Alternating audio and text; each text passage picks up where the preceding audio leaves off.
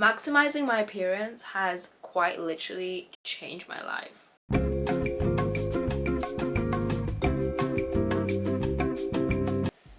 Hey guys, it's Wadzi. Welcome back to my channel. Maximizing my appearance has quite literally changed my life. I want to talk about this because this is something that we see online a lot about level up, how I'm leveling up, how to level up, how to look expensive. Here's how to level your life up in 6 months to a year. This is another video for the Becoming Her series, and the person presenting. Hi guys! These are things that I stopped doing that helped me become the happy, successful, leveled up, best version of myself. Number one, this is probably the best thing that I ever did for myself, but I stopped trying to maintain 35. You're in your 20s and you want to level up, glow up, and maintain peace in your life. Listen up, because this is how I did it. How to look good, better. And a lot of women are like, wow, it's changed my life. I got this business opportunity. I met this man. I get this and this done for me. And then some women are like, this really doesn't do anything. Like, my life is still the same. Like, why am I still attracting dusty men? Why am I still attracting broke men? Why am I still attracting toxic friends? Why am I still... Obviously, there is a lot of things that could be a reason for one thing, but today we're just going to focus on improving appearance and how improving my appearance has drastically changed my life. Just want to make a disclaimer that I will not be talking about plastic surgery. I've gotten no plastic surgery done, but I am going to talk about my process and my journey, because for the longest time I thought I was leveled up. And geez, was I wrong until recently when I was like, oh my gosh, I really wasn't leveled up. I really wasn't taking all the steps I need to. And since I have really started doing that, it's been like day and night. So without further ado, if you want to know the ways that I've managed to maximize my appearance and how that's really helped me, then keep on watching. If you don't like brutal honesty, this video is not for you. Because you really have to be brutally honest in order to get where you need to get to in life, in anything. So I made a series on TikTok about this, and now I'm just going to take in a deep dive.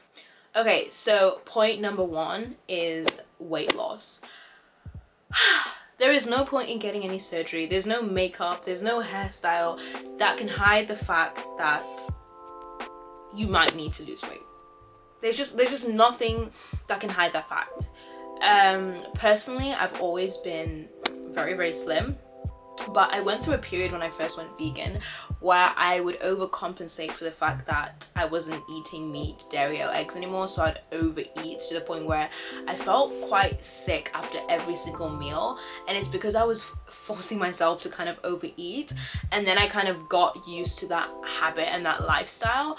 And I used to have a lot of processed vegan foods, and the thing is, it wasn't even like, oh, but you're fulfilling your body, like you want to eat more. It's like, no, I was forcing myself to overeat to the point where I felt sick. Like, that's not good. So for me, like, it obviously added extra fat to my face. Everyone's weight distribution is different. For me, if I was to gain weight, it's my hips and then it's my face. So hips is like, I think hips is fine because my frame, naturally, I don't gain weight on my waist as quick, so it'll just make me look more hourglass. But on the face, because I already have a round face, it's not that flattering, unfortunately. If I had a different sort of bone structure, like if I gained weight on my face, it might not be like the worst thing. I could still look pretty good, and some women get away with it. But for me, that's why I said there's no hairstyle, no makeup, no plastic surgery, whatever can hide the fact that, like, you've gained weight. And why would you want to get plastic surgery on your face, like buccal fat removal or whatever, what if you lose weight? Then you're gonna look even more gaunt. Like, so for me, this is the part of weight loss where I had to be like, okay, well, like, I'm literally feeling sick after every single meal. I don't need to be eating this much. I don't feel like I even want to eat this much. I'm just so scared of, you know, becoming ill. But I was making myself feel ill.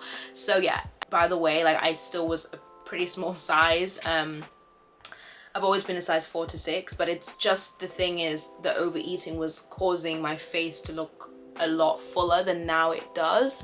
or than it naturally should do, so it wasn't really helping in that case. And it can also interfere with the rest of your features and the proportions of how your features look. So yeah, that's single-handedly the first thing. The next thing that I think was super duper duper duper duper duper important is hair. Oh my gosh, I hate that hair is so important because it's so expensive. It's so expensive. But your hairstyle, especially, again, I'm gonna go again with it, if you don't have the most flattering face shape, if you don't have like an oval face shape where you can pull off basically any hairstyle, or just like, yes, the most flattering. I think a round face is cute, but you kind of get limited with hairstyles. And I know you can be like, oh, just wear what you want, it doesn't matter if it, and people's society says it doesn't look good. I know it never looked good. When I wore hairstyles that didn't suit my round face, I'd be like, this looks so odd on me, it doesn't look nice. We all know it doesn't look good. I don't know why we're all lying to ourselves. So your style of hair is so important. For me, with a round face, I found like thick box braids looked amazing. Half up, half down. If you've got a round face, half up, half down, whether your hair's curly, wavy, straight, whatever, it looks so good. It frames the face. A high ponytail with, you know, straight long hair, or thick curly bouncy curls. If you're gonna go with the afro, like a little afro also looks really great. Blowout big beachy waves look great. Bangs look really great. So you want to take the distraction off the cheek area and up here, so even like a top knot, like big bun looks great.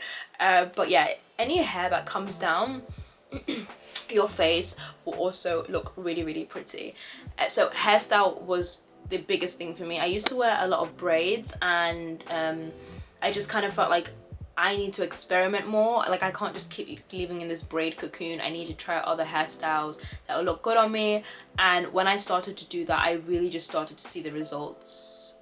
Different treatment, different opportunities, different stuff going on. I love braids, as what I wore growing up and stuff, but honestly, it was time for a switcheroo. The straight hair has been getting me so many more views on TikTok,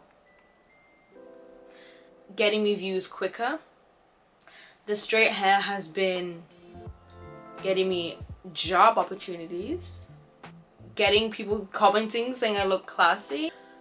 So that was for hair. Hair was definitely single-handedly the most important thing ever. Now I want to touch on a touchy subject, and that is natural beauty. Now, when it comes to maximizing your appearance without plastic surgery, so basically the more affordable route, even though beauty products are expensive but never expensive as plastic surgery, doing it the natural way is also a privilege if you're able to do that and get the results. Because we can't ignore that there are beauty standards and there are certain things that as a society we find more attractive than others. I started watching the YouTube channel Coves, I think, Coves, about like a year or two ago, and I found it very fascinating and interesting. And it basically talks about beauty and attractiveness through the lens of science and research and what makes a face attractive. And the more I watch it, the more I truly understand, oh my gosh, yeah, that is true. Like, that is why that person is attractive, and not everyone has those characteristics or traits. So just for context, and so you guys know what I'm talking about, one of the top 3 things that he said it's not just him making the video, it's him with a bunch of researchers, but the top 3 things that make a face attractive is the eye region, having nice eyes and having a great jaw, and I think your face shape. So all attractive people have amazing eyes, great jaws, and they tend to have a really flattering face shape. Those are the 3 things that can contribute. So yeah, when you think of celebrities that are super attractive, maybe Madison Beer, Lori Harvey, they have very flattering jaws. You know, their jaw isn't very heavy or way too light, you know what I mean? It's like the perfect medium, or some of them have very sharp jaw lines. So I definitely see that. And if you also have a look at those 3 women, you'll see they have stunning eyes. So almond eyes, round eyes, they tend to be the preferred set of eyes. Level eyes that are like level, not too far apart, not too close together. And then within the eye region, they're also talking about under eyes. So whether you have deeply sunken bags or dark circles that can truly affect the way your overall face looks. And then also eyebrows filled in, and really nice eyebrow shape, that also really adds to attractiveness. All attractive people have nice eyebrows. It just, that's the rule, okay?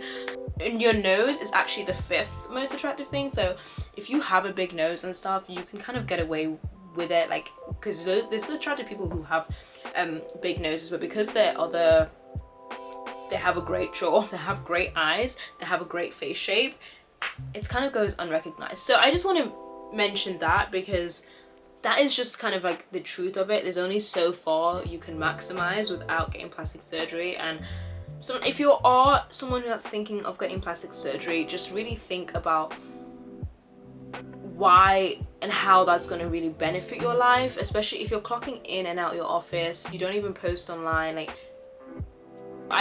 it's such an expense that if I was to get it, it would be because I know I'm getting something out of it, you know? I'm a model, this will help me get more jobs, you know, my body is already kind of something that's quite transactional. So it's part of my work. Or I'm an actress, it will help me get more roles. It's part of the industry, it's part of the work. I'm not saying it's great or right, but it's just so much pain and just emotional turmoil to go through if you don't really need to get it, like if it's not going to really benefit your life. So for me personally, I don't think I would get any. I don't have anything severe. I don't think you really need plastic surgery unless you really feel like it's something severe, like overbite and underbite. Definitely, I completely understand that. I'm not gonna sit here and pretend, no, it's okay. My camera overheated. I had no idea what I was talking about. I think we spoke about ew. Anyways, I want you guys to tell me your experiences with maximizing your appearance, what you have done, what worked for you, what didn't work for you. Did you try and change your hairstyle and it did absolutely nothing? Did you maybe have to try and change your hairstyle a few times? Because I know I did. Did you maybe go and get lip fillers because you thought that was the right way and realize that actually that didn't maximize your appearance? All you needed to do was do X, Y, and Z instead. So yeah, let me know. I know it's a touchy subject, but it's something that we cannot ignore because beauty is part of our everyday lives. And yeah, I'm excited to be posting again. I recently got Final Cut Pro. Hopefully I'm editing this video with Final Cut Pro. I'm sorry if I'm not. I'm really sorry if I'm not. But yeah, I will see you guys next week. If you don't see me next week, go to my TikTok or go to my Instagram. Love ya!